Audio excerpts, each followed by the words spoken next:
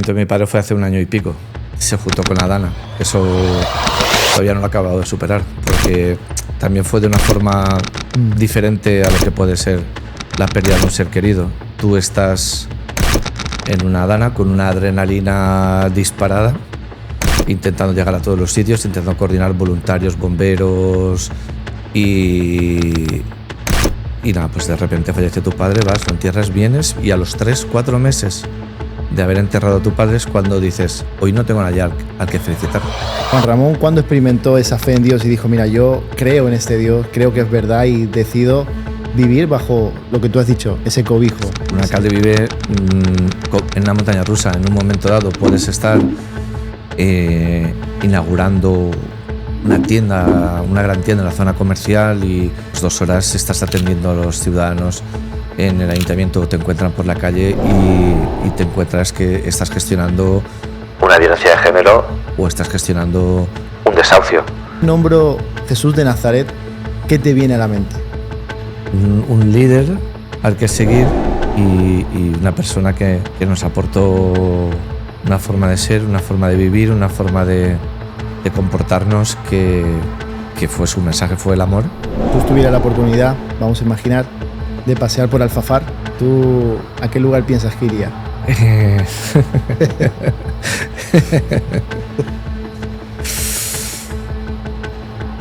donde todos tienen un lugar en la mesa, porque tú nos aceptas a todos. Gracias por esta conversación, en el nombre de Jesús, amén y amén. Alcalde, ¿todo bien? ¿Te lo has pasado bien?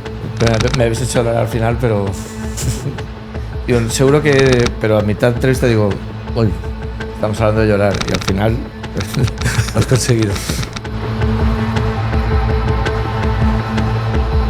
Muy bienvenidos a todos y a todas a un nuevo episodio de Diálogos Podcast. Estamos en un espacio muy bonito y hoy vamos a tener una conversación muy especial con alguien muy especial. Como sabéis, tenemos el estudio en Alfafar, es nuestro pueblo que durante años hemos vivido y disfrutado aquí y seguimos disfrutando. Y hoy tenemos una persona muy especial para Alfafar que nos acompaña hoy y quiero presentar a el alcalde Juan Ramón Atsuara. ¿Qué tal? ¿Cómo estás? Bienvenido al estudio. ¿Cómo estás? Muchísimas gracias, buenas tardes, muchísimas gracias por todo. Gracias a los oyentes que están ahí escuchándonos también. Pues buenas tardes y buenas noches para ellos. Siempre suelo empezar diciendo que estás muy guapo. Estás muy guapo, has venido casual. Sí, bueno, hemos tenido un pequeño debate, ¿no? Yo entendía, creo que es un formato, el podcast, para llegar a pues, nuevos públicos, ¿no? Como se dice en el mundo de la publicidad o en el mundo del marketing político. Y bueno, yo veo un formato que por mis edades también lo veo un formato muy fresco, muy joven. Claro. Pues yo pensaba en ponerme pues mi sudadera, mi camiseta básica, mis vaqueros y mis deportivas y venir pues como una persona más cómoda, tranquila y bueno, aún así pues siempre un concejal o algún asesor te dice no, mejor un poquito... ¿Ese concejal no será Carles? Bueno, puede ser. Puede ser.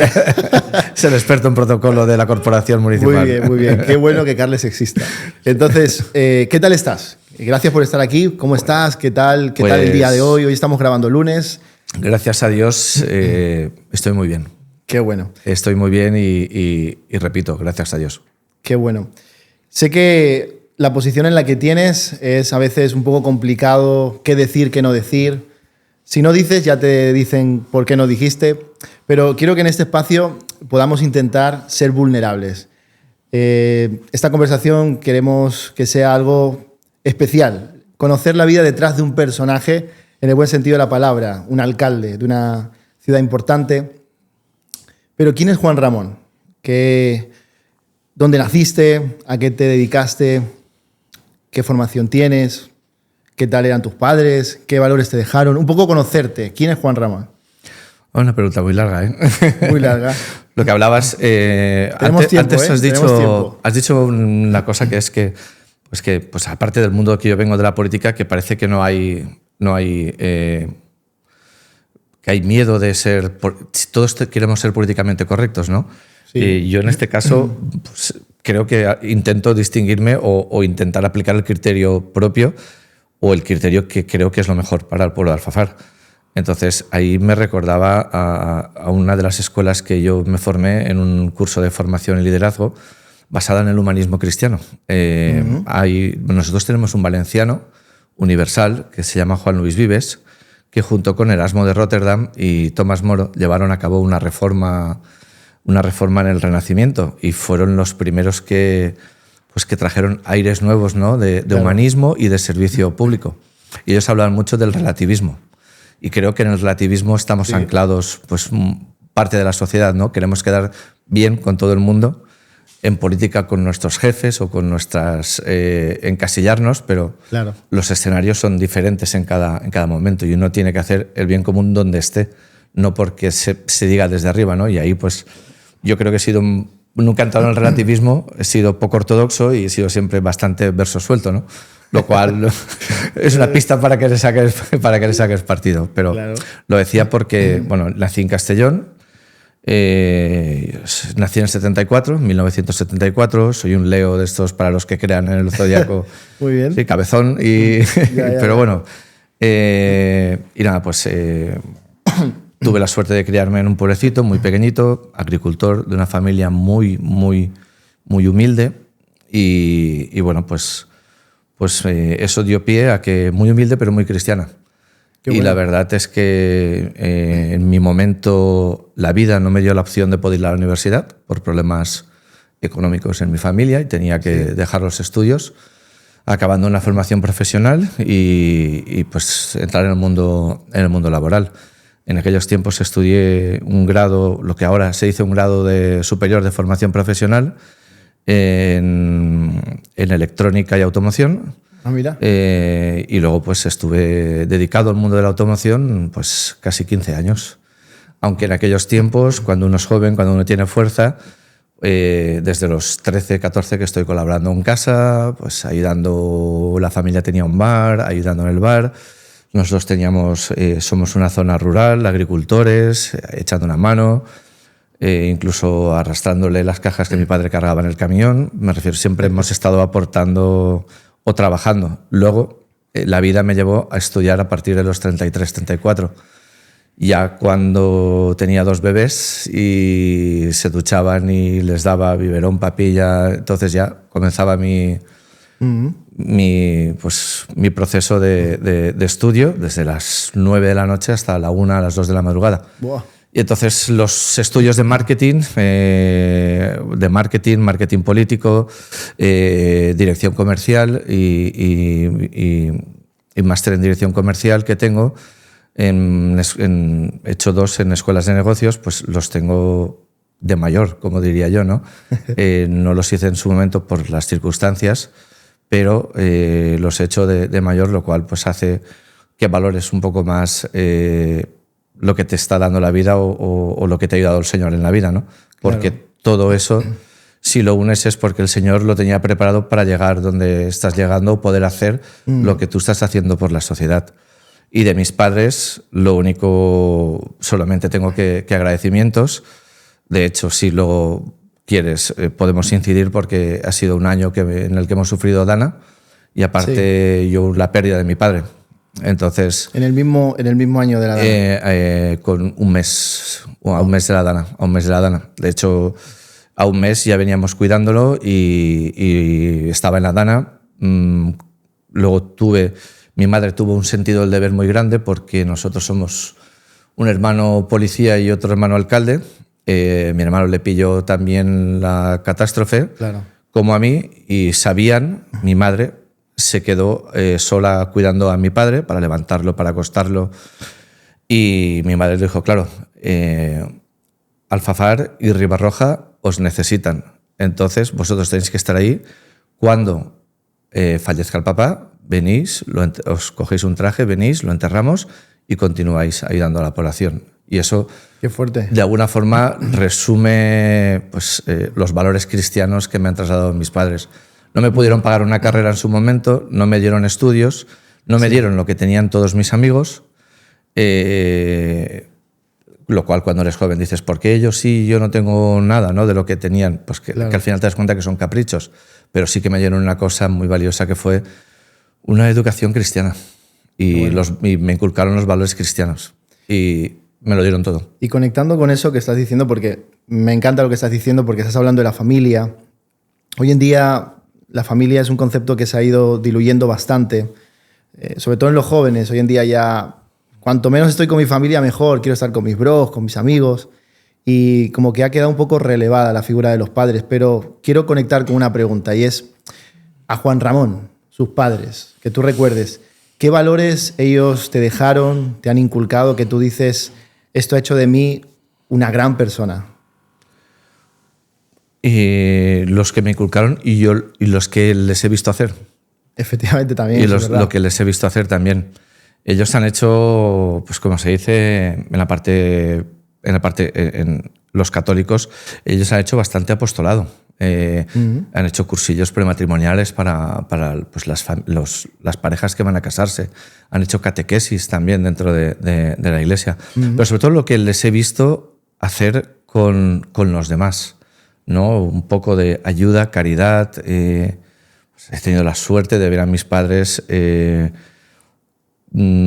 muy poco y sin embargo llegar las Navidades y ayudar a las familias que más lo necesitaban. He visto a mi madre con casi 50 ponerse a estudiar, ser auxiliar de geriatría y ayudar a todas las personas mayores de la calle. Wow. Entonces, sin nada a cambio. Entonces, no solamente lo que me han inculcado, el respeto, la humildad, la caridad, el servicio a los demás, todos los valores que creo que debería de tener un servidor público. Es lo que me han inculcado y luego lo que yo les he visto hacer. Qué bueno. Hay una cosa que te quiero preguntar también. A veces en la vida pública, porque ahora tienes una posición que mucha gente te conoce, tratas con muchas personas, ¿qué es lo que te impulsó a tomar la decisión de ser alcalde? Y también, ¿qué es lo bueno que tú has visto a la hora de ejercer esa posición? ¿Qué es lo que tú dices? Nunca pensaría que hubiera descubierto esto. Pues por circunstancias. Llegué al Partido Popular de Alfafar por circunstancias. Y ayudando, colaborando como voluntario, por decirlo de alguna forma, me di cuenta que aportando cosas que creían que estaban mal, pero desde el punto de vista de hacerlas llegar al ayuntamiento y que el ayuntamiento tomara decisiones para cambiarlas.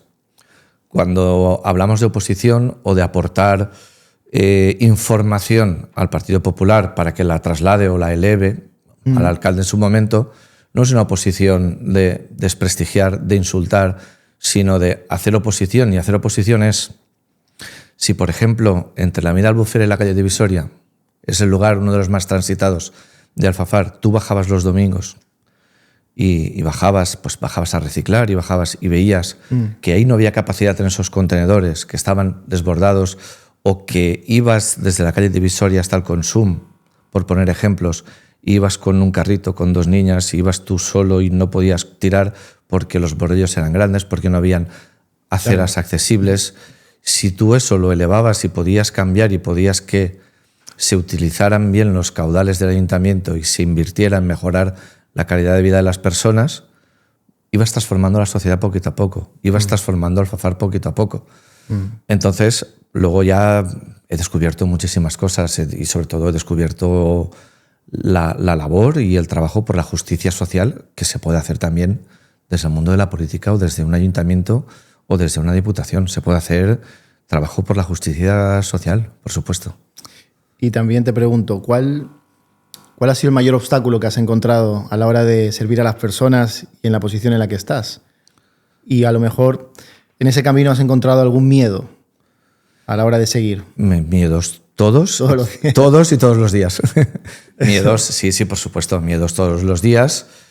Pero bueno, creo que la fe está para eso. Por lo menos yo los miedos los supero muchas veces refugiándome en la fe. Y leyendo y rezando y bueno, pues que es lo que he aprendido y cómo lo supero, por supuesto. Y miedos todos los días. Lo peor que he visto, el egoísmo, el orgullo y la soberbia de las personas. ¿Cómo lo combates? ¿O cómo lo intentas llevar para seguir adelante? intentar no estar a la altura de una persona orgullosa, de una persona egoísta, de una persona avariciosa. Intentando entenderla. Es lo que yo intento.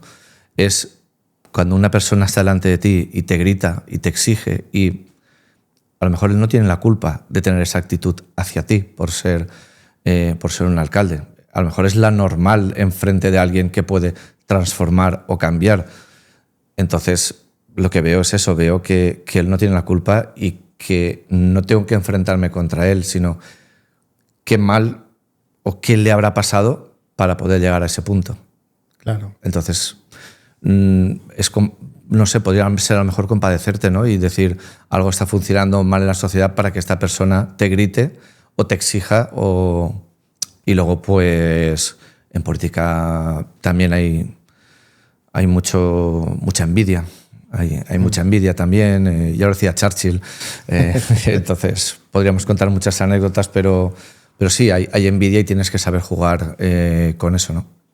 Trabajando, tú tienes que trabajar tu espíritu, tienes que trabajar tu persona. Yo creo que pasa el tiempo y nadie acaba de formarse o de hacer una autorreflexión sobre tu persona, en qué puedes cambiar, qué estás mejorando, qué no. También tienes la pareja para poder, en momentos de soledad, los dos, o de un paseo, qué estás haciendo, ¿no? ¿Qué te puede corregir? ¿Qué ve desde fuera? Pero en la confianza de trabajar por ser mejores personas. Qué bueno. No quiero dejarme la parte de la familia, porque hay una pregunta que la tenía pensada, digo, me gustaría decírselo a ver qué, por curiosidad, porque soy un poquillo curioso, y es algún recuerdo que tú tengas en tu mente específico de algo que te haya marcado en tu familia, a lo mejor tus padres, algo que tú viste y dijiste que esto me tocó demasiado y hasta el día de hoy lo tengo presente. Bueno, el fallecimiento de mi padre fue hace 1 año y pico.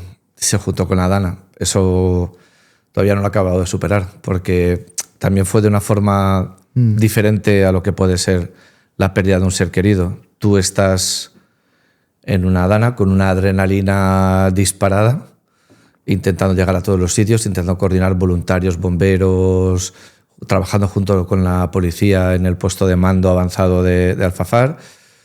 Y nada, pues de repente fallece tu padre, vas, lo entierras, vienes, y a los 3-4 meses de haber enterrado a tu padre es cuando dices, vas un día a una Eucaristía, a una misa, con los falleros, el día de San José, que es el Día del Padre, y entonces sabes que en la Eucaristía está la homilía, y en la homilía el párroco empieza a hablar de las bondades o del papel de los padres dentro de la familia. Y entonces es cuando dices, hoy no tengo a nadie al que felicitar. Y hoy no tengo a nadie al que felicitar, más todo lo que arrastras en la Dana, eso es muy duro. Es duro y eres humano. Sobre todo que eres humano. Pero no sé, por lo que preguntabas, pues sí, lo que he visto en ellos es la forma de mirar a mi madre enamorada de mi padre hasta el último día. ¿Cuántos años tenían de casados? Pues acababan de cumplir 51, 52 años de casados. Wow. Sí, pero creo Bastante. Que la miraba como cuando eran jóvenes, cuando se conocieron. Cuando el flechazo, que se suele decir, pues creo que mi madre quería a mi padre de la misma manera. Igual, 52 años después. Qué fuerte. Y entonces le das más significado a la palabra amor. Efectivamente. Porque dices, existe el amor. Hay una cosa creo que muy especial que quiero proponerte. Imagínate que yo no soy el que tienes al frente, sino que es tu papá. ¿Qué mensaje le dirías que a lo mejor no le pudiste decir en ese momento catastrófico y tan loco? Pues que sigo aquí intentando imitar su ejemplo, que era el de trabajar, trabajar y trabajar y ser humilde. No sé, es que mi padre siempre, yo creo que el fan número 1 que he tenido ha sido mi padre, porque pues yo he podido realizar, mi padre nunca ha podido estudiar, un enamorado del motor y de alguna forma era, no sé, era como si veía proyectado en mí lo que él en su tiempo o por circunstancias pues, humildes o económicas no ha podido hacer. Entonces yo creo que era un fan mío porque decía, le ayudaba yo a reparar el coche, le ayudaba con las revisiones, le ayudaba con... Entonces él se sentía orgulloso y yo pues sí, pues le diría que él estaba orgulloso del trabajo que estaba haciendo y pues le diría que muchas gracias por todo, que cada día que pasa valoro más los valores, valoro más toda la fe cristiana que me trasladaron y la educación que me dieron, por supuesto. Le daría las gracias. Qué bueno. Le diría que gracias. Me ha gustado mucho lo que has dicho. Además estás hablando de la fe y vamos a meternos ahí en la fe. La fe ha sido una pieza clave en tu vida. ¿Y Dios? ¿Qué tal Dios para ti? ¿Qué ha significado en todo este proceso? No solamente, además del proceso duro que ha sido la pérdida de tu padre, pero también el proceso del camino, de ser alcalde, de ir poco a poco, de ser tan público. Yo creo que a lo largo de la vida las personas pasan por muchas fases y pasamos una adolescencia. Unos somos más rebeldes que otros, unos somos más inconformistas que otros, unos queremos saber, equivocándonos o por nosotros mismos, cómo son las cosas, no por mucho que nos lo digan. Entonces eso hace que te equivoques muchísimas veces. Eso hace que metas la pata muchísimas veces. Eso también te da ser un punto de rebeldía en el cual, cuando eres adolescente, no tienes la capacidad, a lo mejor, como tienes ahora, de reflexionar y de pedir perdón y disculpas, ¿no? No has trabajado tanto, a lo mejor, pues el espíritu, la personalidad y bueno, podríamos decir que en esas inconformidades, en esa buscar las cosas como son o buscar tu propio argumento, en ese punto de rebeldía te sales del camino. Vale. Te sales de un camino que denominamos políticamente correcto. Entonces, creo que lo que significa Dios, lo que significa tener fe, es que cuando te sales del camino porque quieres ver, aprender por ti mismo, demostrar que no es suficiente lo que me dicen, sino quiero verlo, quiero demostrar, quiero tal. Y cuando ya lo demuestras y ves y dices, mis padres tenían razón, porque siempre tienen razón, entonces te das un golpe contra la realidad, ataca tu conciencia y cuando te das un golpe de realidad y ataca tu conciencia y hay un arrepentimiento, ¿qué haces? Pues buscar a Dios. Efectivamente. Buscar el cobijo. Buscar la fuerza. Pues eso es lo que ha hecho Dios y Jesús en mi vida. Qué bueno. Tus padres eran creyentes, por lo que estás diciendo, pero como decía el apóstol Pablo en las cartas de Timoteo, le decía a Timoteo, tu abuela Loida y tu madre Eunice, y después dice, no tenían una fe fingida. O sea, la fe es algo que se puede transmitir, pero cada uno tiene que experimentar. Juan Ramón, ¿cuándo experimentó esa fe en Dios y dijo, mira, yo creo en este Dios, creo que es verdad y decido vivir bajo lo que tú has dicho, ese cobijo, ese volver al camino? Pues en mi caso, aparte de criarme en ese entorno, te da una infancia muy feliz. Creo que una infancia muy feliz basada pues, en campamentos donde pues, se pone en valor la fe, en campamentos donde te ayudan al crecimiento personal. Pues tu vida gira en torno a esto, entonces tienes una infancia feliz. Una infancia feliz también forja tu personalidad. Entonces, claro. Si forja tu personalidad, esta infancia, a lo largo de la vida te vas dando cuenta o vas viendo, a medida que vas madurando, vas viendo que ese encuentro con la fe era lo que te forjaba, ese encuentro con Jesús era lo que te iba forjando. Vas creciendo y cada día te hace más falta. También es cierto. Claro. Antes eras más inconsciente, ahora eres más consciente y te hace más falta los momentos de reflexión. ¿Y cuándo encuentro yo? En los momentos de dificultad siempre. Que es a lo que acogerme. Este libro, después te lo voy a regalar, ya te estaba diciendo detrás de cámaras un poquito de qué iba, pero hay una pregunta que hace este libro que a mí me golpea mucho el corazón en el sentido de un poco reflexión. Él dice, él es sacerdote católico, Henry Nouwen, y él dice que se hace una pregunta a él, si a medida que pasan los años me acerco más a Dios o me alejo de Él. Yo te lanzo esta pregunta. A la medida que han pasado los años, Juan Ramón, todo lo que has vivido y sigues viviendo, ¿puedes confesar que te has acercado más o que han habido momentos en donde te has apartado más de Él? Mi vida como alcalde es una montaña rusa. Claro. Un alcalde vive, para que lo entiendan los espectadores, nuestros oyentes, un alcalde vive en una montaña rusa. En un momento dado puedes estar inaugurando una tienda, una gran tienda en la zona comercial y hablando con los empresarios del parque comercial y a las 2 horas estás atendiendo a los ciudadanos en el ayuntamiento, te encuentran por la calle y te encuentras que estás gestionando una violencia de género o estás gestionando un desahucio. Y al cabo del rato estás en otro sitio donde puedes ir por la calle y alguien, pues en esta sociedad que tenemos, alguien te puede insultar, claro. O gritarte. O luego hay otras personas y luego tienes otro momento en el que te vas al instituto a contar tu experiencia a los alumnos y dices, pues a lo mejor mi ejemplo sirve para despertar o para despertar algo, ¿no? O vas a una escuela taller y estás creando oportunidades de vida con personas que te están formando y pueden trabajar. Claro. Me refiero, es un cambio de registro constante y es complicado. Y luego, al ser ese cambio de registro, al haber esos picos y esos valles, cuando hay un pico muy bien, intentas mantener los pies en el suelo, claro. Y cuando hay un valle, que hay muchos valles, te acercas más a Dios. Yo creo que a medida que me hago mayor me acerco más, necesito más esa fe, esa calidez. Siempre busco el momento con mi pareja de tener ese momento para los dos y ese momento delante del Señor.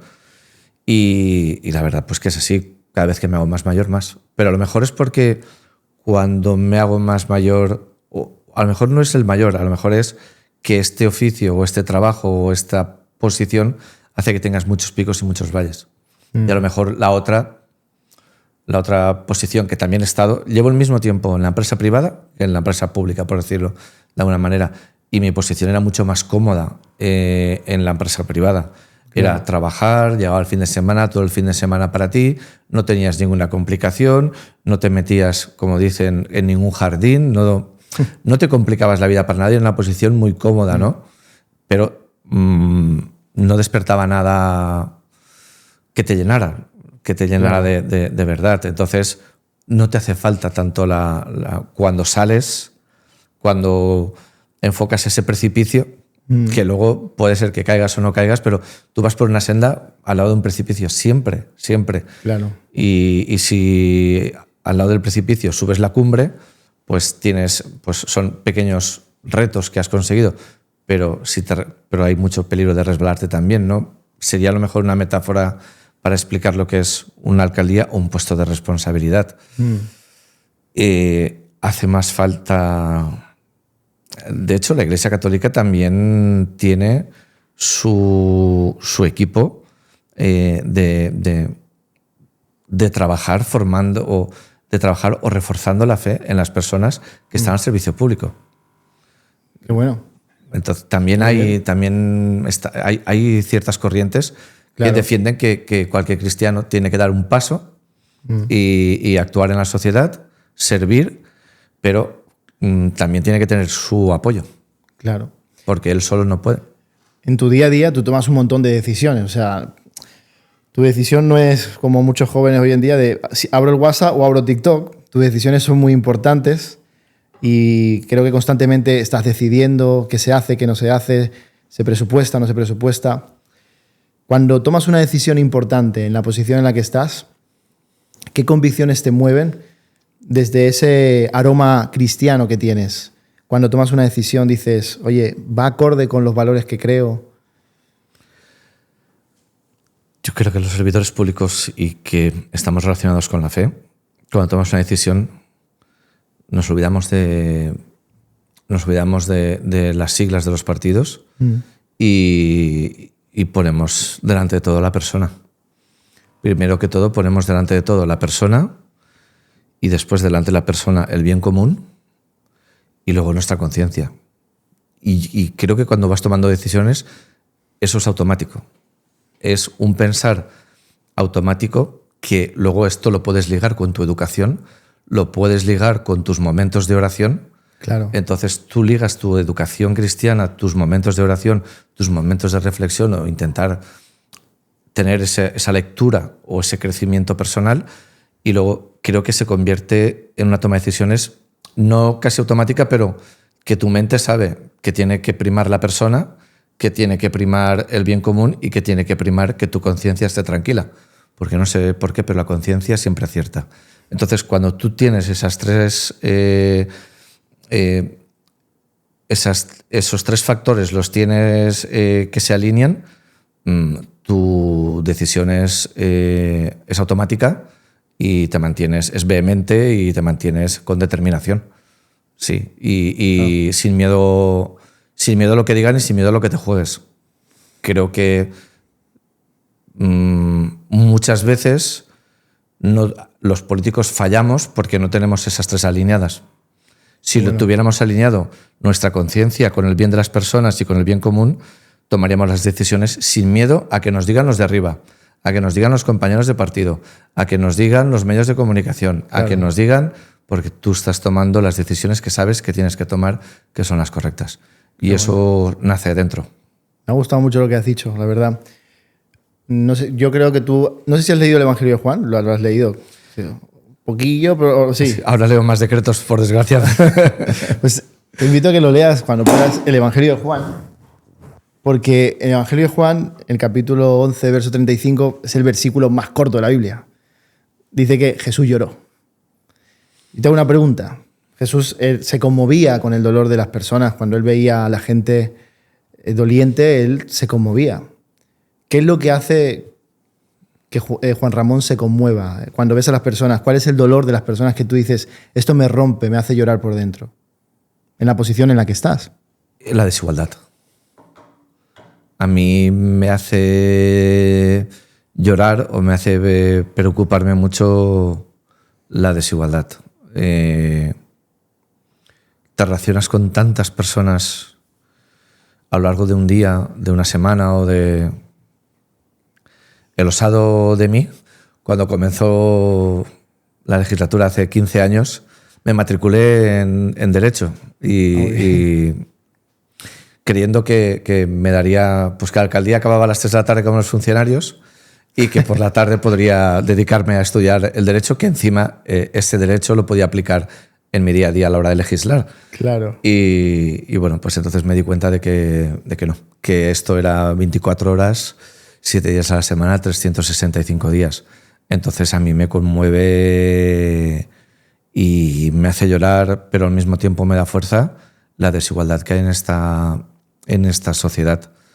Y que a veces digo, ¿cómo puede ser que nos vanagloriemos de algunas cosas, como que somos líderes en digitalización, líderes en IA, líderes en transformación, pero tengamos todavía una sociedad tan desigual, que a veces creo incluso que y es cierto, ¿no?, que se acaba la clase media.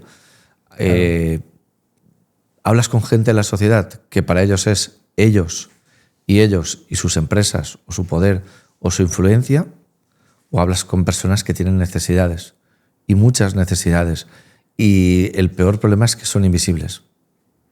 Es que son invisibles. Yo los he conocido porque yo quería cambiar, o a mí me motivó entrar en política, cambiar la población donde vivía, donde se iban a crear, donde iban a crecer mis hijas, hacer una ciudad amable, y luego te das cuenta de que la vas cambiando, pero cuando conoces la política social, cuando conoces penurias que le pueden sobrevenir a una persona a lo largo de la vida, dices, alto, alto, alto. Claro. Vale, está bien el hormigón, está bien la economía, está bien la gestión, está bien llevar bien las finanzas, de acuerdo, pero hay una cosa prioritaria. Claro. Hay una cosa prioritaria y lo aprendí, no sé si es porque quiso la providencia que yo entrara en el 2011. Y en el 2011 mucha gente perdía la vivienda y perdía la vivienda porque el banco se la quedaba. El banco se llevaba las comisiones y el banco se quedaba la vivienda.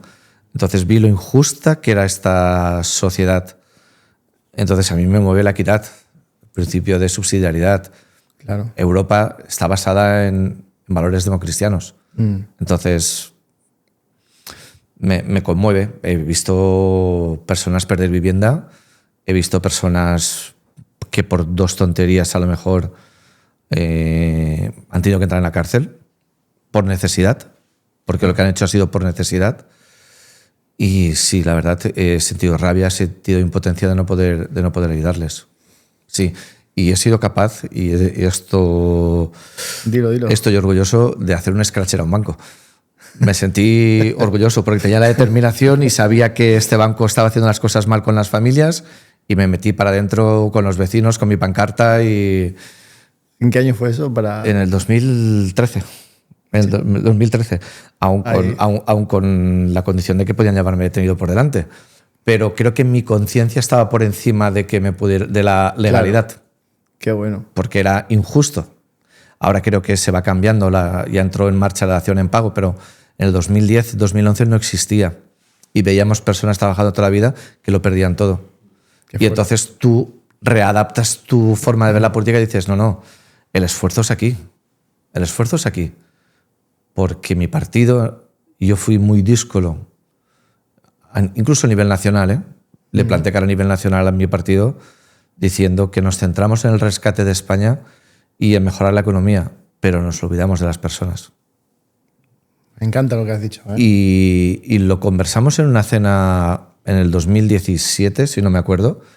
Tuve la suerte de cenar con Mariano Rajoy. Y el que ha sido presidente del gobierno ha tenido tantas experiencias que algo bueno siempre se aprende. Claro. Y esto salió, y decía Rajoy que si volviera a gobernar dejaría la parte económica a una parte y se centraría en las personas. Y eso nos pasó. Y los que creyeron que todo pasaba por la economía, que todo pasaba por lo que las directrices que mandaba Europa, y no lucharon por las personas, se equivocaron. Se equivocaron. Y yo creo que a nosotros nos hizo, a todos mis compañeros y a mí, fuertes, porque entonces aprendimos a que la política no entiende ni de izquierdas ni de derechas. Yo creo que hice política más de izquierdas en aquellos tiempos que luego los gobiernos que vinieron a posteriori. Y no me arrepiento. Pero es que no eran políticas ni de izquierda ni de derecha, eran políticas que ponían a la persona en el centro. ¿Verdad?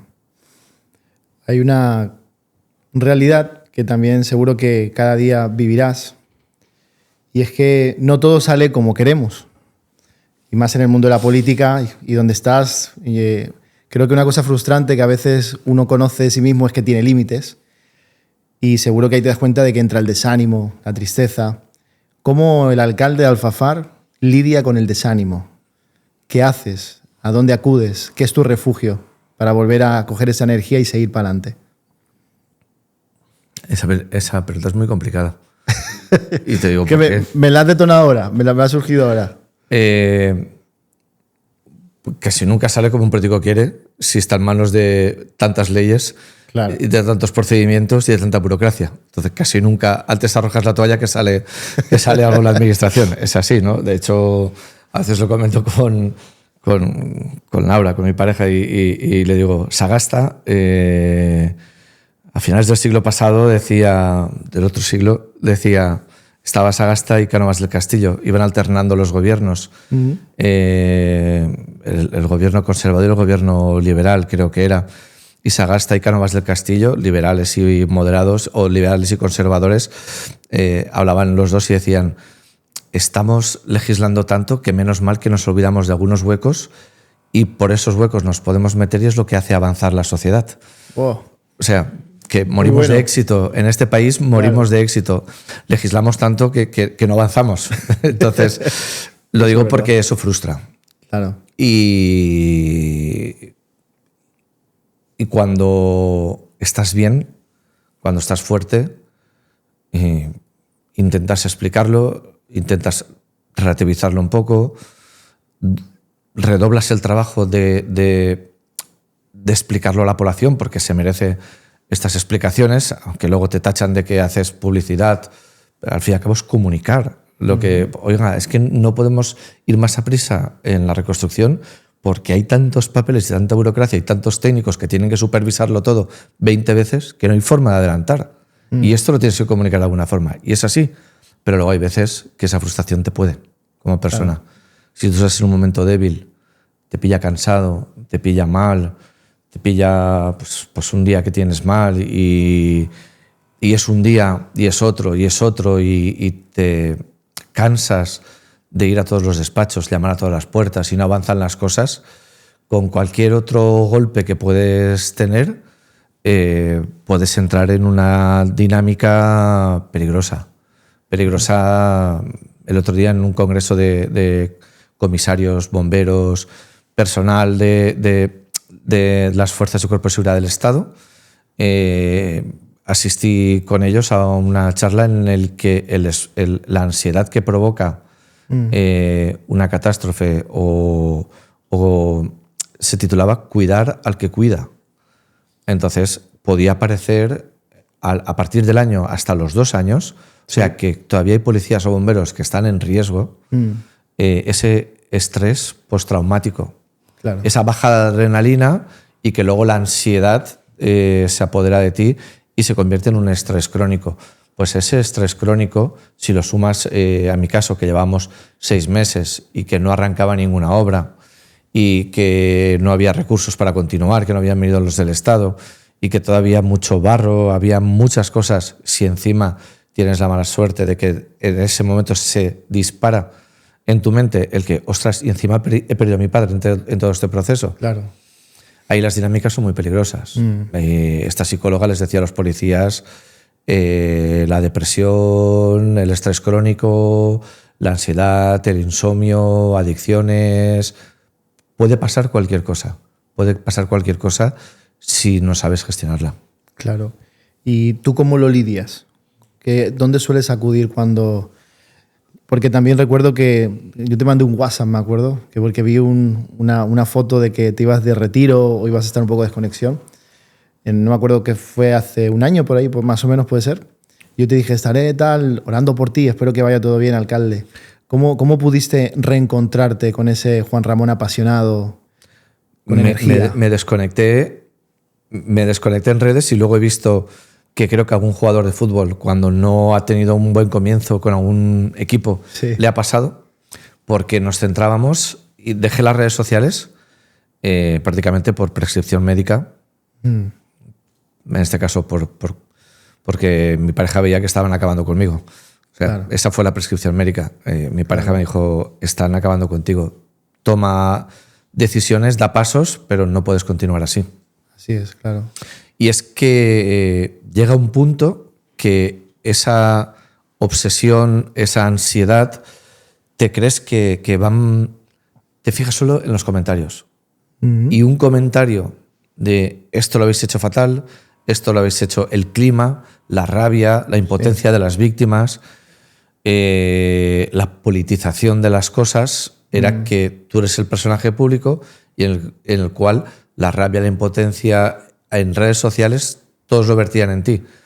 Pero es porque tú veías solamente a los que vertían en ti el odio, la rabia, la impotencia y te quedabas con eso. Claro. No ibas a escuchar a nadie que te decía, qué bien, podía ser un 10-1, pero tú te quedabas con el 1. Así es. Y un día, y otro día, y otro día. Y eso puede destrozar una mente. Puede destrozar una mente. Y yo, si no hubiera desconectado de redes, hubiera, pues como cualquier ser humano, y acudir a terapia a los servicios sociales con un psicólogo de Cruz Roja, hubiera ido por el aire. Como se dice en valenciano, hubiera ido por el aire mi mente. Claro. Sí.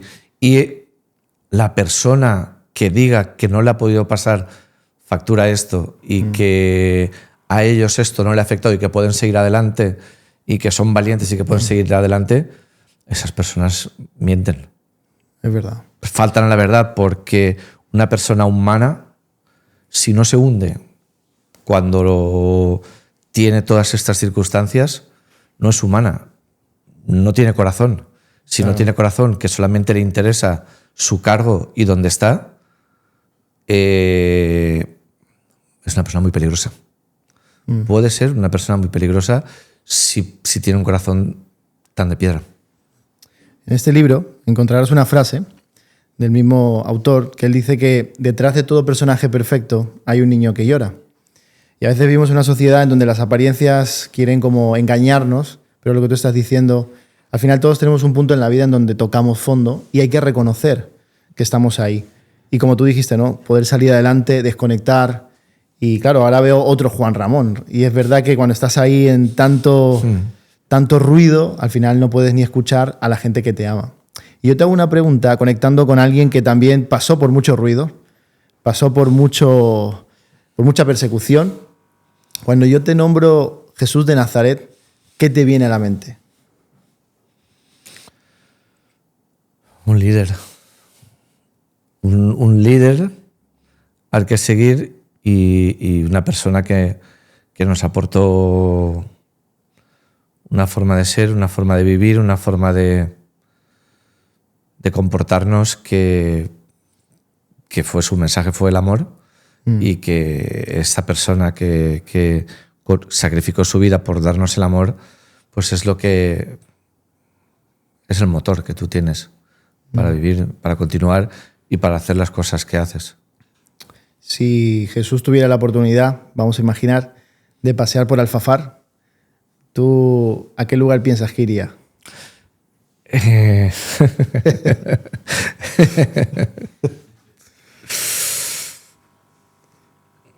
Hay varios lugares, ¿eh? Es un compromiso. A ver. O bueno, dos o tres lugares que tú digas.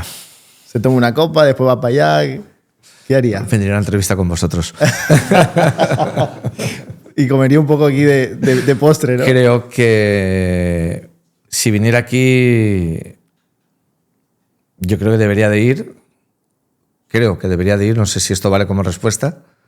Creo que debería de ir a dar ánimo a los trabajadores sociales del ayuntamiento para que se vuelquen mucho más con las personas, para que las traten con mucho más amor, más cariño, que es lo que esperan.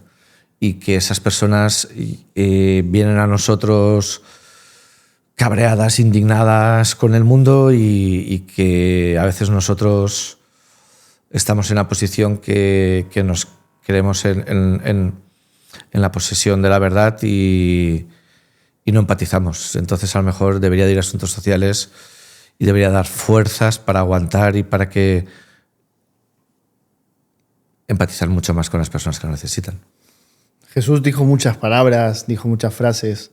No sé si ahora te viene alguna en la mente, pues me gustaría saber una de las que tú digas, esta frase de Jesús me anima. Algunas he leído. ¿Cuál es la que más te anima o te ayuda? Había una que era de Benedicto XVI, por encima de todo. Sí. Y Benedicto XVI dijo una cosa encima del avión que dice: ¿quién soy yo para juzgar a los demás? A mí esa me marcó porque el debate dentro de la fe también está. Y dentro del catolicismo mucho más. En el catolicismo se ha llegado a un punto de renovación y hay muchas corrientes. Y yo creo que si todos vamos por delante diciendo ¿quién soy yo para juzgar a los demás? Y sobre todo también había una que... Puedo decir tres. Puedes decir la que quieras. El que esté libre de pecado que tire la primera piedra. Y yo he venido a servir y no a ser servido. Estoy totalmente de acuerdo contigo, ¿eh? Y yo en política tenía una jefa que me lo decía. Y cuando buscaba los candidatos, intentaba buscar candidatos que decían: aquí se viene, a la política se viene a servir y no a ser servido. Y eso es verdad, ¿eh? Una de las cosas que cuando uno se mete no solamente en política, sino a servir a otros, Cuando uno sirve, al final muere a sí mismo para que el otro pueda encontrar un camino de comodidad, de paz. ¿Qué ha tenido que morir en ti para servir mejor a los demás? ¿Qué ha tenido que morir? Porque a lo mejor en el camino habrás perdido muchas cosas o habrás tenido que dejarlas. No, ha muerto, pues a lo mejor algunas pequeñas aspiraciones que tú puedas tener, pero que luego resulta que esas aspiraciones no son sanas. Y el tiempo y con la persona que convives, al final te lo va demostrando, porque cada día eres más feliz. Si tú cada día eres más feliz después de todo el proceso que he pasado, después de problemas con la salud mental que he tenido debido a la Dana y a lo de mi padre, pero si cada día que pasa, la diferencia es tú en el amor encuentras la felicidad, que ha muerto en mí lo material. Creo que lo material. Renunciar a lo material es lo que ha muerto. Ojo, que creo que es la mejor muerte que me podía pasar. ¿Por qué lo dices? Porque por ahí pueden venir muchos problemas por la ambición. No sé si echas mano de los 7 pecados capitales. La ambición es mala. El valor venal de las cosas es malo. La ambición de tener, de poseer. Creo que eso ha muerto en mí, y para morir en mí eso me ha hecho que luego lo que es inmaterial, lo que es intangible, es lo que... y es pequeño, y son pequeños detalles, y está basado en el amor, es lo que me ha demostrado que da felicidad y lo que me ayuda a continuar en el trabajo. Porque también a la hora de tener perspectiva de las cosas, cuando más fuerte estás por dentro, más clara tienes la perspectiva. Me gusta mucho lo que estás diciendo sobre lo material, porque hablabas de Jesús, que es lo que te impacta, es el liderazgo de él. Es interesante que el líder más influyente de la historia no tenía ni en posesión suya una almohada.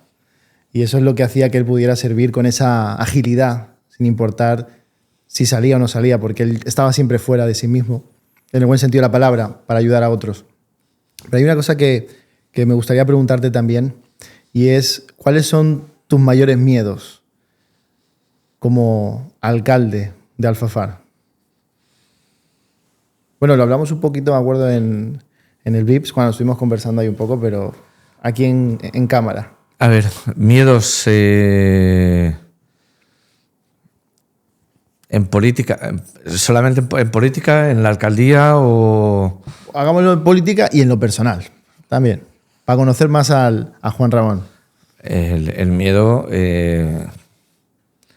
el miedo, pues, simplemente creo que sonará muy tópico, pero es el miedo que tengo es de que falle la salud a las personas que quieres y que te rodean. Ese es el miedo. En la política, bueno, en la política, a lo mejor es que soy bastante mayor en esto, veterano, las cosas las veo de otra manera, pero no sé, en política tengo miedo que se instaure solo el odio y la rivalidad entre los grupos políticos, porque eso no deja avanzar a una sociedad. A mí no me gustaría que el Ayuntamiento de Alfafar se convirtiera en los plenos en un campo de batalla. Claro. Y el miedo fuera politizarlo todo. Es un miedo. También tengo miedo a que me falte la fe o la fuerza para continuar. También, pero bueno, no sé, igual puede ser una transición a volver a la empresa privada. Yo creo que miedos hay muchos y siempre, pero sí. Para eso están los momentos de tranquilidad, de paseo, de cariño con los tuyos, de oración contigo mismo, de retiro contigo mismo, no sé, de alimentar el alma, también con buenos hábitos. Muy bien. Pues creo que es pues eso, ¿no? Que no te falte esa fuerza. Para ir culminando, no podía pasar la oportunidad de que hablemos de algo que no solamente te afectó a ti, sino que nos afectó a miles que vivimos en Alfafar. El tema de la Dana. El tema de la Dana fue algo que dislocó todos nuestros planes, nuestros proyectos.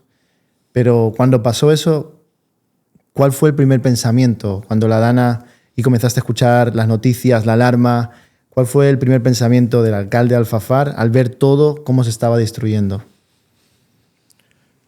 Bueno, los primeros pensamientos, sinceramente, no los recuerdo. Lo único que pensamos es, me pilló en casa con mi pareja y sus hijas, y ¿qué podemos hacer para ayudar a los demás?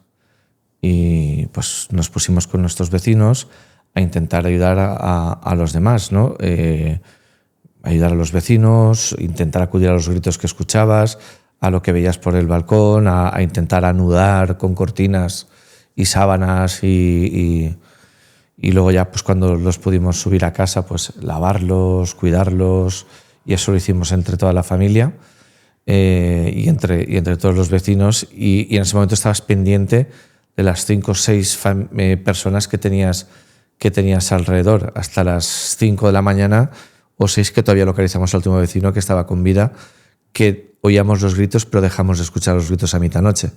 Pero antes del apagón yo pude entrar en una app de la Policía Nacional y acudió la Policía Nacional llegada ya al día siguiente con el Alert Cops, que es una app que podemos tener todos los ciudadanos y que es para la seguridad ciudadana, ¿no? Y entonces vino un policía y todavía pudimos rescatar a una última persona. Y luego, pues cuando se pudo, en ese momento ya empezamos, creo que fue en esas horas, una vez habías hecho lo que la movilidad del agua te permitía, cuando bajó el agua ya empezar pues un poco, no a pensar, sino a reaccionar de la forma que podías.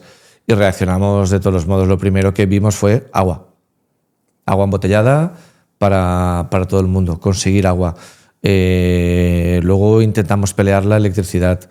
Íbamos, cuando ya empezó a traer alguna furgoneta el día siguiente, agua, víveres, intentar, luego pues con la gente de paisano de policías que pudo entrar a hacer batidas por las casas, intentar rescatar a alguna persona que todavía. Luego montamos una comisaría con Policía Nacional para identificar a las víctimas y para buscar más víctimas si había, y poder hacerles la autopsia y poder darles sepultura. Luego fue cuando estaba todo eso, ibas dando pasos.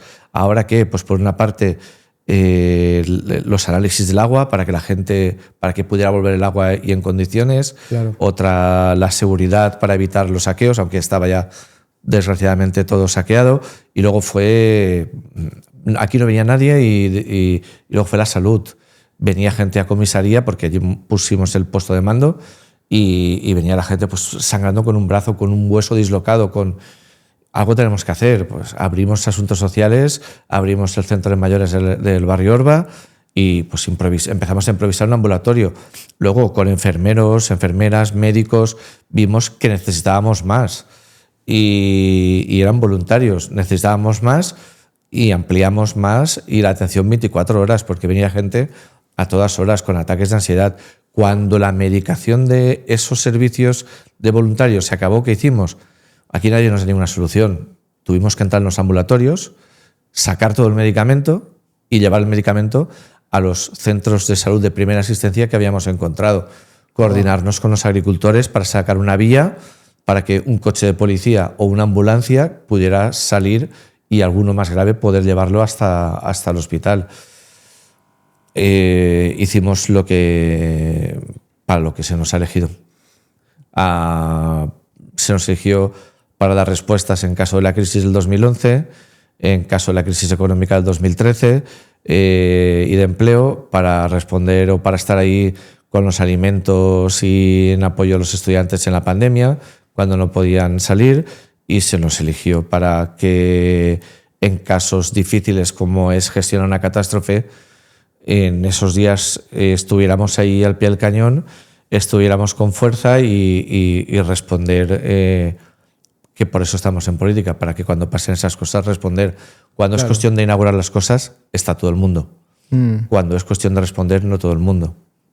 Creo que alguna vez lo hemos hablado. Aquí ha venido mucha gente, hemos tenido muchas visitas, han venido, se han hecho fotos, muchos han prometido todo, pero nosotros aquí estamos trabajando día a día, porque es nuestra responsabilidad. A veces la fe cristiana, es tu leitmotiv para continuar, pero también hay otra que a lo mejor puede ir relacionada con la fe cristiana también, ¿no? El sentido de la responsabilidad.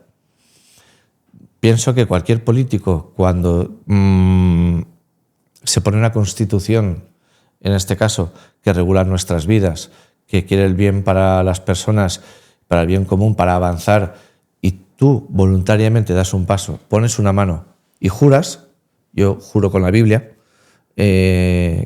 ahora está la moda de prometer, queda más progre, más guay, más... Yeah. Y yo juro, y juro con la Biblia. Creo que tiene un poco más de peso cuando juras. Entonces, para mí, un juramento y poner una mano encima de la Biblia y jurar que voy a defender, pues eso para mí tiene mucho peso. Y para mí tiene mucho peso y cuando vienen malas, vienen malas. Y cuando vienen fáciles, pues que vaya a cortar la cinta el que quiera, que entregue un trofeo el que quiera, que le aplaudan al que quiera. Pero el político está ahí para cuando están las cosas malas poder responder. Si no, no pongas la mano encima de la Constitución. Eso es verdad.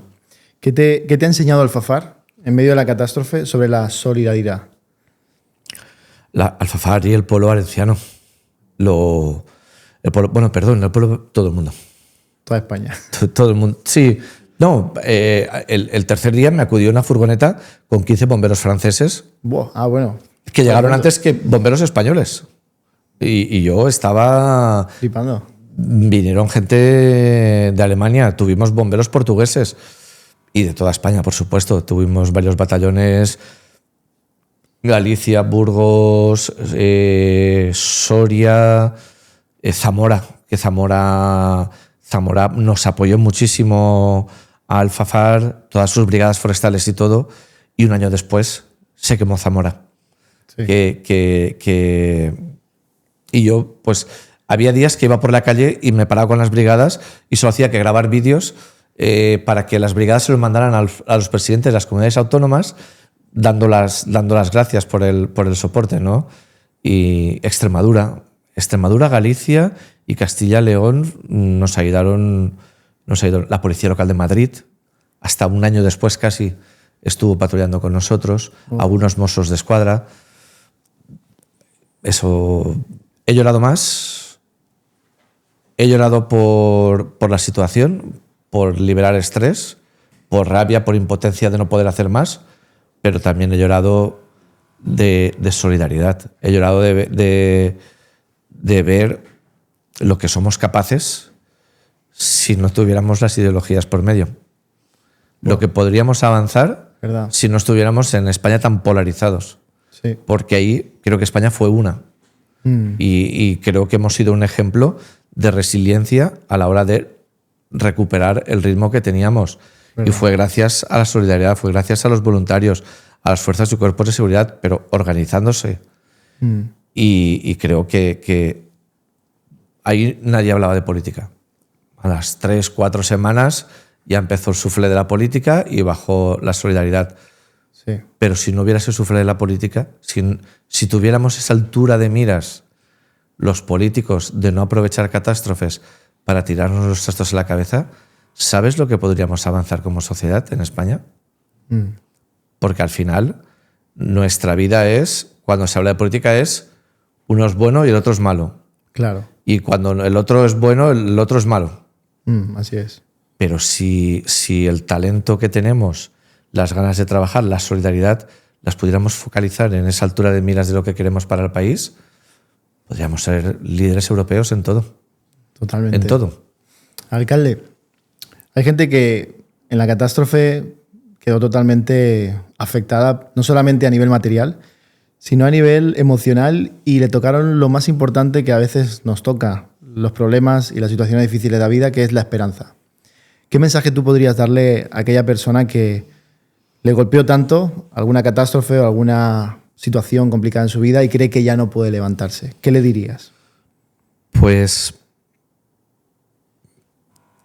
que tiene el ejemplo en mí. Y el ejemplo es que, gracias a Dios, yo no perdí a ningún familiar en ese momento, días después, pero sí que la responsabilidad de levantar una población de 23.000 habitantes recayó en mí. Claro. Y recayó en mí y pasó factura.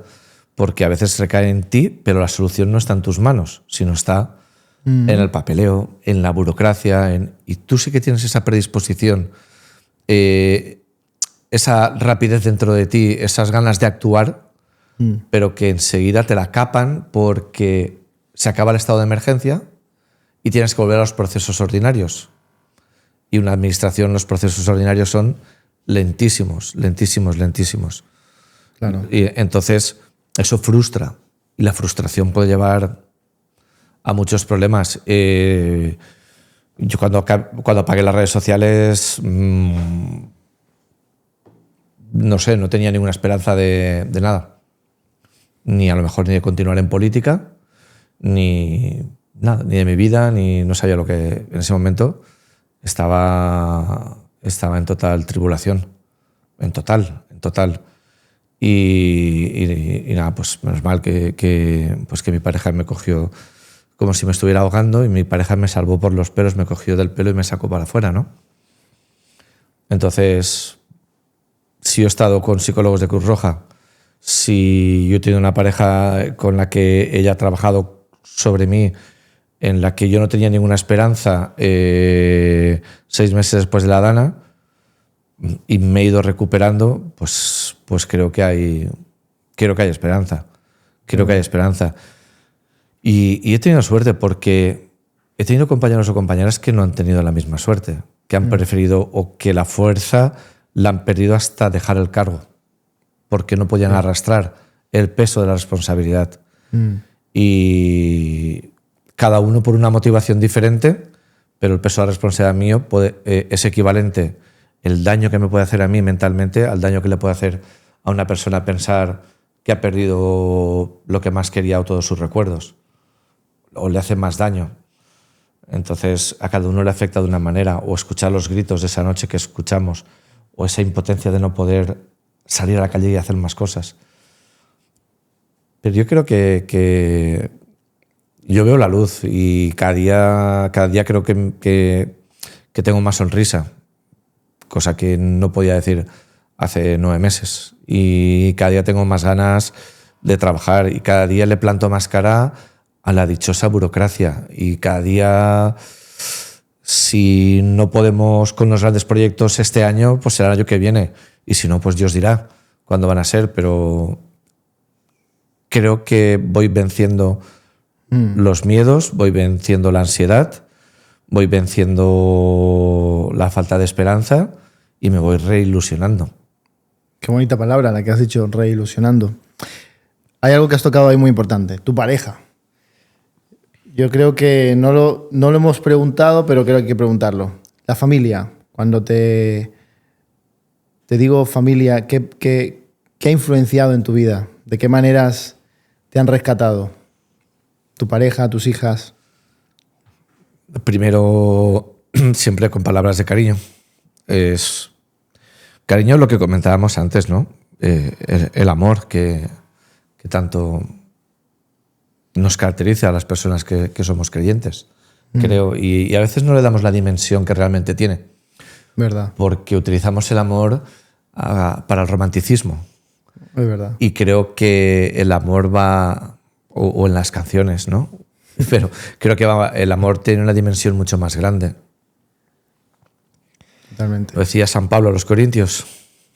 Entonces, yo creo que el amor es lo que te hace seguir hacia adelante, pero luego también pequeños momentos micromomentos de felicidad. Micromomentos de felicidad es que pese a todo, siempre hay un momento de un abrazo, de una cerveza viendo un programa o la televisión o contándote el resumen del día, un paseo por el precioso parque natural que tenemos de la Albufera, una pequeña escapadita, una salida al pueblo, pequeñas cosas que no cuestan dinero, pero que en ese momento te reconfortan.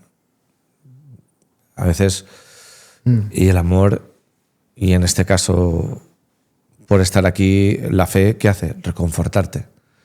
Y le va sumando micromomentos de reconfortarte, de amor, de cariño, le va sumando y al final pues consigues. Y eso es la labor la labor no. Eso es lo que creo que pasa en las familias. Que en las familias una persona lo pasa mal y el resto se vuelca con la persona que lo pasa mal hasta que puede superar esa situación. Yo conozco historias dentro de las familias, algunas tristes, de familias que a lo mejor lo han tenido todo o lo tienen todo materialmente, económicamente, y no son felices. Es verdad.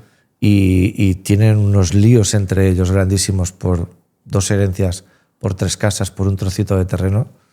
Conozco familias humildes que lo tienen todo. Conozco familias que han tenido problemas fuertes de comportamientos, adicciones, drogas y volcarse toda la familia, incluso hasta hacer una transfusión de sangre a la persona para evitarle, no sé, creo que el fin de la familia es bueno celebrar cuando estamos todos juntos, es bueno, da felicidad, reconforta, pero sobre todo la familia creo que está en esos momentos, los momentos difíciles que uno pasa.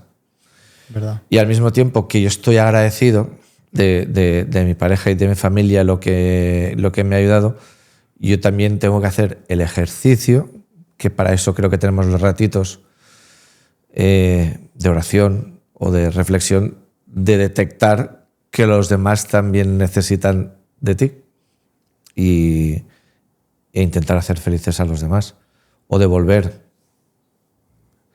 no tener ese paradigma de la gratitud y devolver con hechos el amor. Me ha encantado esta conversación contigo. ¿Te lo has pasado bien? He estado... creo que es el primer podcast terapéutico. Sí. Parecía un psicólogo, ¿eh? Es el primer podcast al que asisto. Me asustaba mucho de ver tanta juventud y estar rodeado de tanta juventud, pero la verdad es que, no sé, a esta altura de todo, de esta parte y contar, pues te puede hacer reconfortar, claro, estar más tranquilo, creo. Si podemos con nuestros mensajes ayudar a alguien que nos pueda estar escuchando y... Seguro que sí. Bueno, pues los alcaldes también tienen depresiones, o los alcaldes también padecen de ansiedad. Hombre. Pues, oye, claro, si algo podemos claro que sí, hacer ver a los oyentes, pues bienvenido sea. Para culminar, me gustaría hacer una ronda de preguntas rápidas. Sabía que en un compromiso que no podía ser todo... Solo tienes que decir una palabra. Me lo veía venir. Solo tienes que decir una palabra como máximo, porque bueno, nos hemos comportado bien. Una frase, pero ya es... Déjalo en la última opción.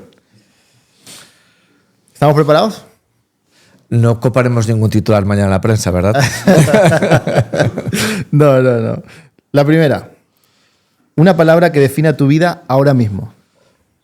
Plenitud. Un valor que no estás dispuesto a negociar. El amor. Una persona que te haya marcado. Mi pareja. Un miedo que hayas tenido que vencer. La tribulación, la ansiedad, la inseguridad. Una virtud que admiras de la gente. La humildad. Un defecto que te gustaría corregir hoy. El ímpetu. Ser más calmado y pausado. Muy bien. Una frase que te acompaña siempre.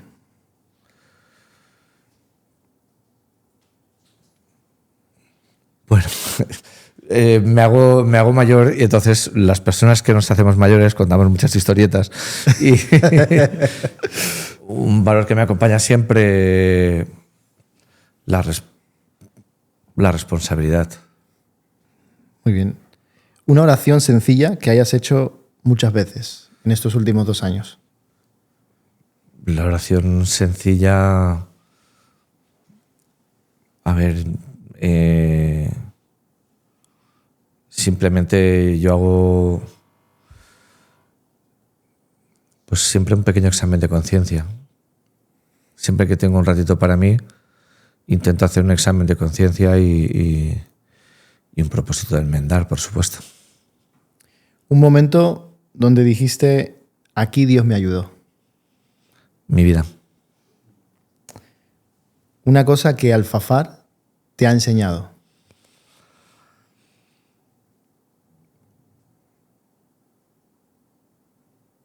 La gratitud.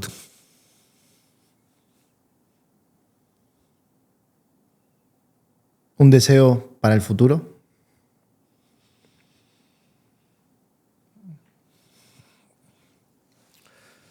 Esta te la dejo que puedas terminar en un párrafo, en una frase. Un deseo para el futuro. Simplemente es una cosa que estar preparado para el momento que tengo que estar preparado. Pues que es saber cuándo llega tu etapa, cuando tú eres más necesario en otro sitio y sobre todo el deber o la altura de miras de que lo que tú has proyectado para intentar mejorar o lo que el equipo en el 2010 preparamos para llegar, que ahora con todos los fondos europeos transformar esta ciudad para llenarla más de amabilidad, de alegría, de convivencia y de igualdad en justicia social, pues que el equipo que nos sustituya o por el equipo que apostemos continúe el legado de no abandonar lo que nos propusimos. El eje de toda la política tiene que ser las personas. Y de por fin usar esas tijeras que te regala un amigo, ¿verdad? Bueno, eso no ha aparecido en toda la conversación, pero es cierto, es cierto. Creo que, bueno, nos queda poco pero sí que es cierto que tenemos 2 proyectos muy bonitos, que son los centros de atención en caso de emergencias. Uno en el barrio Orba y otro en Alfafar, que cuando no sean centro de atención de emergencias, serán edificios polivalentes. Y ahí creo que nos enriquecerá nuestra vida a nivel cultural, asociativo, y nos dará más calidad de vida y tendremos ocasión de formarnos más en valores. Quiero terminar compartiéndote un mensaje que creo que Dios puso en mi corazón para ti y creo que te puede bendecir. No es el Evangelio, pero es las cartas de Juan. La primera carta de Juan, capítulo 4, verso 10, dice: en esto hemos hablado mucho del amor. Dice, en esto consiste el amor. No en que nosotros hayamos amado a Dios, sino que Él nos ha amado a nosotros primero. Mi mensaje para ti es, sigue haciendo las cosas que haces con amor, porque el de arriba siempre te ama.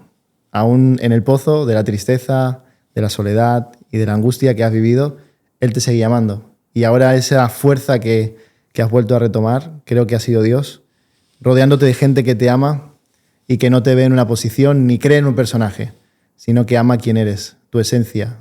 El personaje, ese solamente hace que mucha gente te malinterprete, pero la gente que te ama es gente que sabe quién eres. Y Dios te ama muchísimo, Juan Ramón.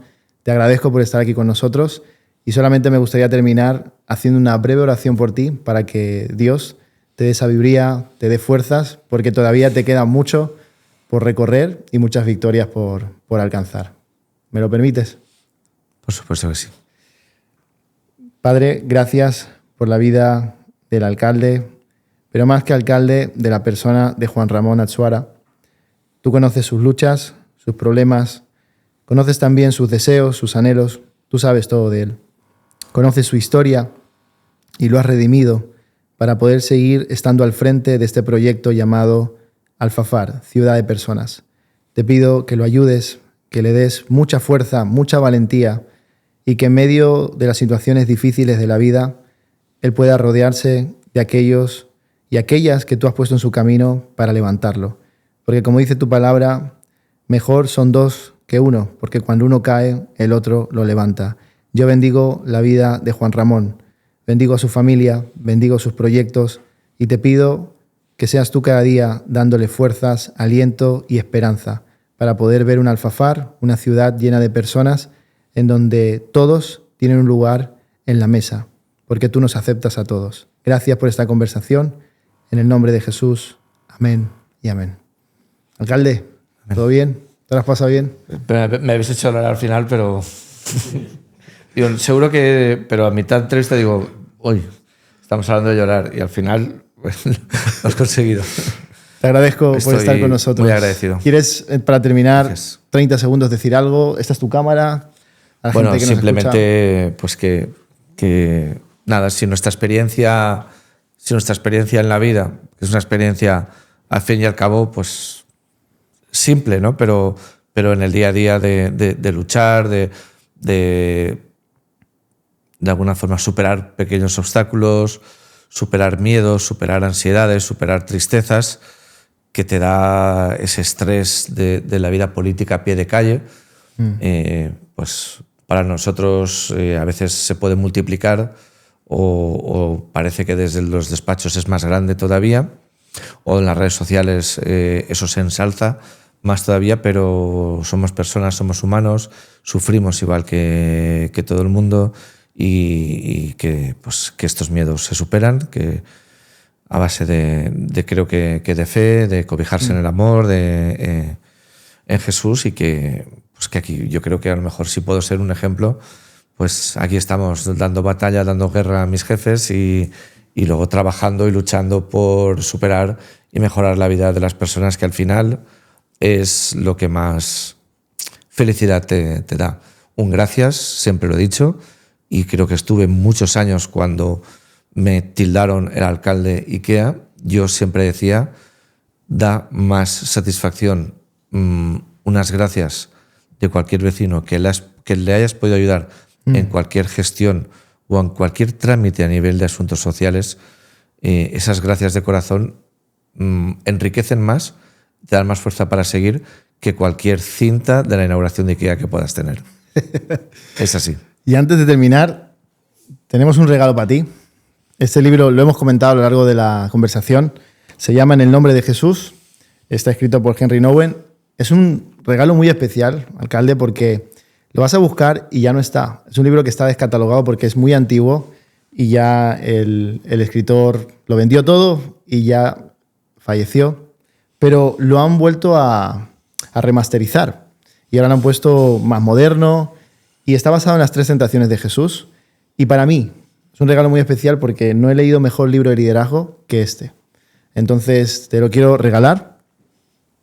Pues yo quiero decirles a los oyentes que como soy una persona mayor y de esto, pues la vida a veces sabes más por ser mayor, yo también me he dedicado a impartir alguna pequeña clase de liderazgo en algún sitio, hablarles a los jóvenes y sobre todo me he formado en liderazgo, me han formado en liderazgo. No sé si estoy en el camino de intentar serlo, ¿no? Pero teniendo la silueta que tiene, que creo que es Cristo rezando, puede ser, en el nombre de Jesús, creo que me estáis dando ya la lectura de verano y creo que ya estáis preparando una posible vuelta y comentar el libro para ver si me lo he leído o no. Has dado buena idea, creo que sí. Pero lo leeré y aquí estaré para comentar y para trasladar alguna de las cosas o de las enseñanzas que podemos tener en este libro a la vida real. Perfecto. A vuestra disposición. Muchas gracias. Gracias a todos por escucharnos, por estar conectados con nosotros y espero que esta conversación haya podido estar empapada de vulnerabilidad y que haya sido de bendición para muchos de vosotros. Hasta el próximo episodio. ¡Chao!